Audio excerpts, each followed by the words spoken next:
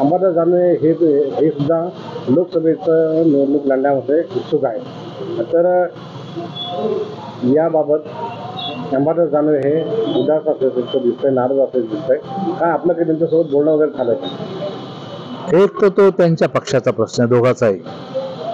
ते दोघंही एका पक्षामध्ये, त्यांनी आपसामध्ये बसावं आणि आपसामध्ये मिटवावं.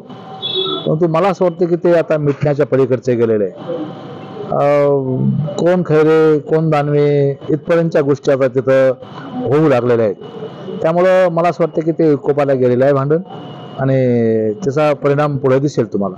अशी ही एक आता आपली चर्चा येते आहे की अंबादास दानवे हे लवकरच मुख्यमंत्री यांची आता आपलं भेट घेणार असल्याचं. नाही, याची मला कल्पना नाही. जशी तुमच्याकडे माहिती आहे ऐक्यू, तशी माझ्याकडे माहिती आहे की अशा अशा काही भेटी घेणार आहेत वगैरे वगैरे. पण प्रवेश करणार आहे नाही करणार माझी कल्पना नाही, परंतु अशी चर्चा कानावरती आहे. मला असं वाटतं की आमचं तिथे एकच कॅन्डिडेट आहे. इथं निवडून येणारे कॅन्डिडेट संदीपान भुमरे आहेत, आणि संदीपान भुमरे हे निश्चितपणे निवडून येऊ शकतील. अर्थात हा निर्णय माननीय एकनाथ शिंदे साहेबांनी करायचा, ते या संदर्भातला निर्णय करतील, आणि मला असं वाटतं ते योग्य नाव आहे. जालना जिल्ह्याचं लोकसभाचं आता चित्र कसं आहे?